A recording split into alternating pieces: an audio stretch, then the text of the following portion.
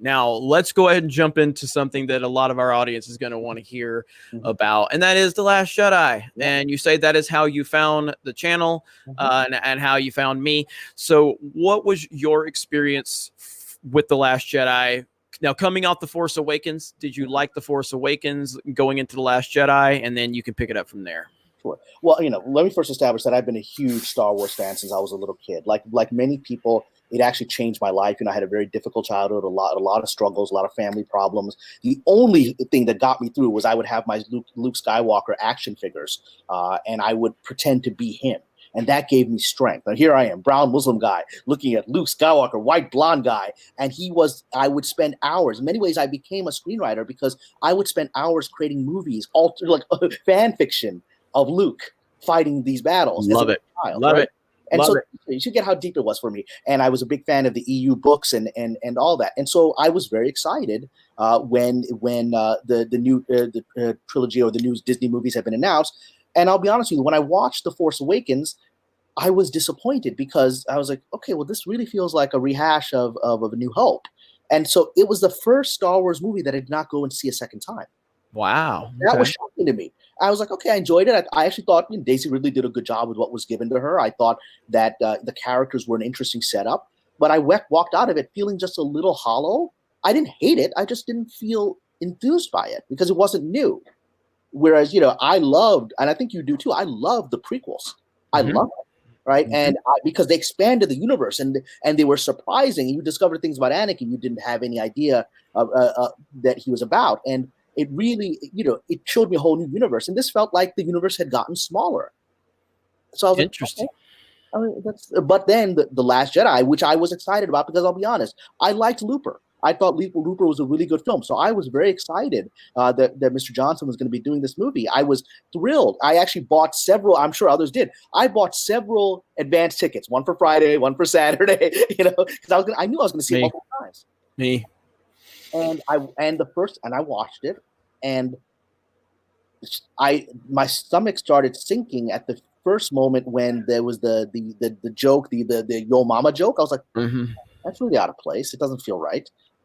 And then as it progressed, and I was like, something just feels wrong here. And then when Luke threw the saber over his shoulder, I was like, what the hell's happening here?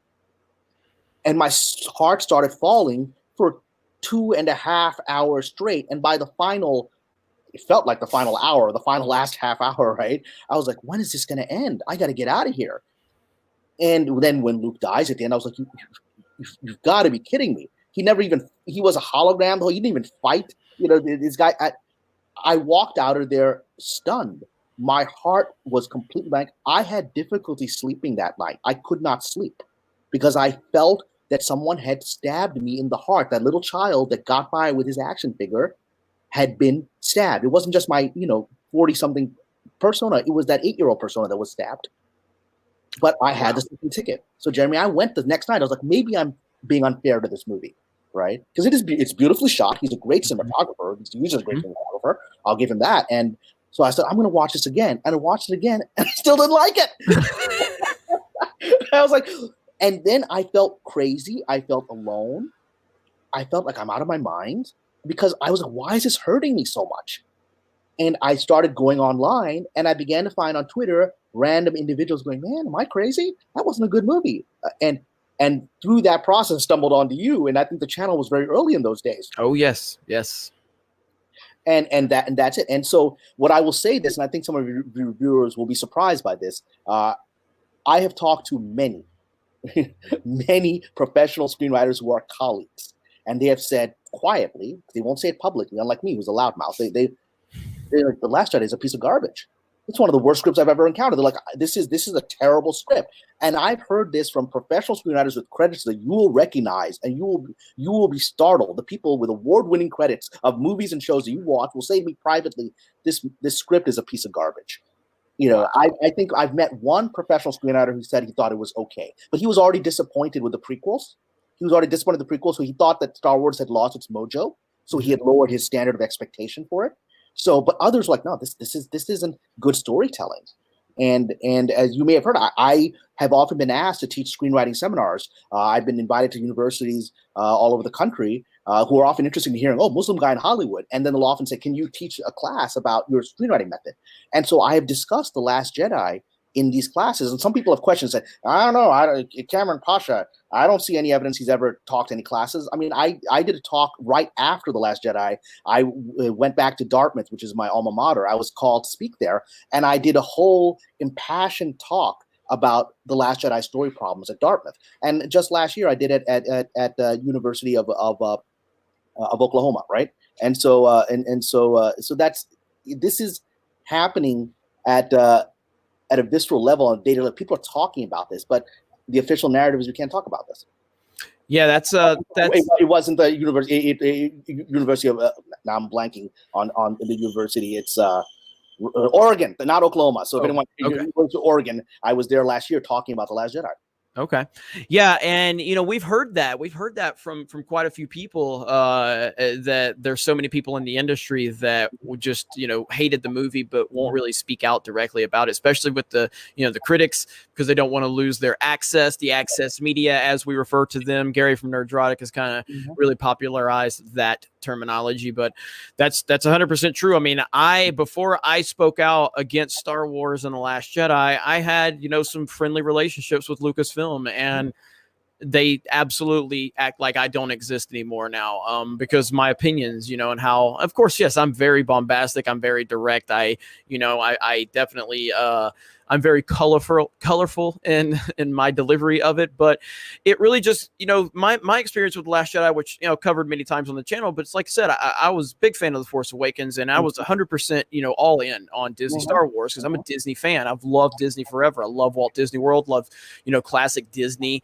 I've just always been a fan of Pixar, everything. And so while I've never been the biggest fan of the Marvel Cinematic Universe, I've appreciated the Marvel Cinematic Universe for what it's created. And it's been a, success on every single level. So looking at that with Pixar, with Marvel, with, the theme parks, with everything, I was like, Disney has been so successful across the board. They're going to do great with Star Wars. Force Awakens, went and saw it several times, loved it. Very excited for The Last Jedi. Go into The Last Jedi, much like I went into other movies and that I'm excited for. And it just took me time to process it. Because, I mean, I walked out of The Last Jedi just like, oh, yeah, I love this movie. I love this movie. But then because you don't want to think about it. Right. Never. I did not want to not. I was like, I can't. Like, I'm a prequel defender. I can't hate a Star Wars movie. So even me trying to acknowledge my issues, I was not allowing myself to fully accept what was going on. And I've talked about how I talked to my friends about it after seeing it a couple times, and they were like listening to me talk, and they're like, I hear you say that you like it, but you clearly hate the movie, dude.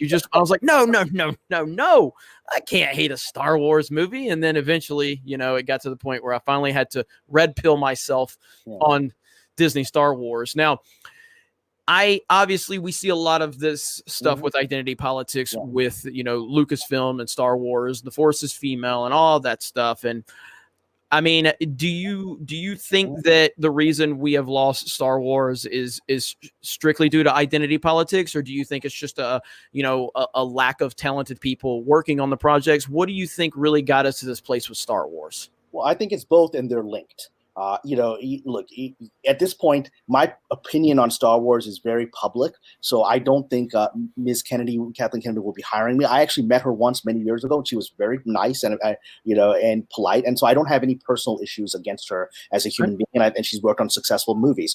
I do have issues with what Lucasfilm has done post George Lucas and under her leadership. And I've been very public about it. And I don't really have a bridge to burn with her, but it'll be burned. But I do believe and this is again from. I had friends that were working, that were at least up for the Boba Fett project, right? And so they were able to give me insight as to what's happening there. And these were again people that you would consider Hollywood liberals who were saying, "Yeah, man, Lucasfilm is in seriously bad shape," right? They were the ones that told me that Boba Fett is going to be killed, right? Because they'd gotten the word early on. And from what I'm hearing from several friends who actually do deal with Lucasfilm, is that it is very much a politicized environment. Ms. Kennedy came in, as many people I've worked with share her point of view, which is she felt she was on a historical crusade, a moment in history where she had achieved power as a woman, and that she felt that the narrative she had some kind of historical duty to adjust a narrative in a certain direction for another generation. The problem was that the narrative, what she did not understand, in my opinion, is that the narrative didn't need it. Right? There were always strong women in Star Wars from the very beginning. I mean, the first time you see Leia is with a blaster, right? Yep. That's the first time you see her, right? And she talks. She's the only one not scared of Darth Vader. She talks to his face right in front of him. Only you would be so bold. I mean, she's the one being bold. Yep. And that's all of these characters. And the prequels had all these powerful women throughout. And then we had Ahsoka, and the culture that George Lucas had always created had been universalist and had been empowered. And again, he was focused on storytelling. He was focused on archetypes. So he had no problem with traditional heroes and heroines. But in this current political environment, and I will be honest, it has accelerated since Trump's victory in 2016. It was this combination of just where we are culturally, where people of a certain generation have a certain understanding of feminism, combined with the fact that they felt that they had to get to a very extreme political messaging to fight Trump. And, I'm not a Trump supporter, but I witnessed that was their agenda. Right. And it was then Miss Kennedy was hiring people, or hire a story group filled with people that were not necessarily Star Wars fans, not necessarily knowledgeable, but were part of the political agenda.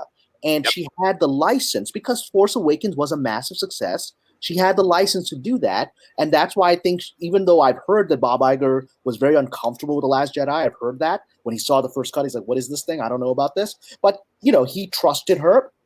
And like everyone else in Hollywood, everyone thought this is where the narrative is going culturally, or at least we have to push the narrative there. So he went along with it, and it's all about deconstructing and subverting expectations, which I have said to other screenwriters, there's nothing more offensive than subverting your audience's expectations. You should surprise your audience, you should delight your audience, but to subvert them means you're insulting them. And so I find that very offensive. But that was this deconstructionist methodology that people were using.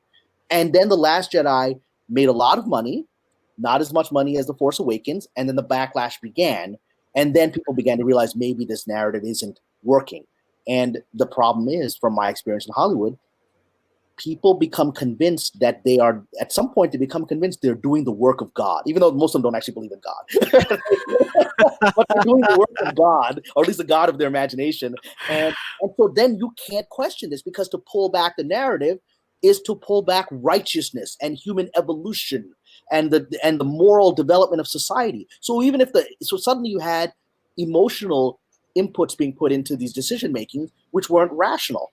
And that's the struggle of Lucasfilm and Disney for the last couple of years, is rational decision making versus emotional, ideological decision making. And the struggle isn't over. We're seeing the fight is still continuing today. Yep, absolutely.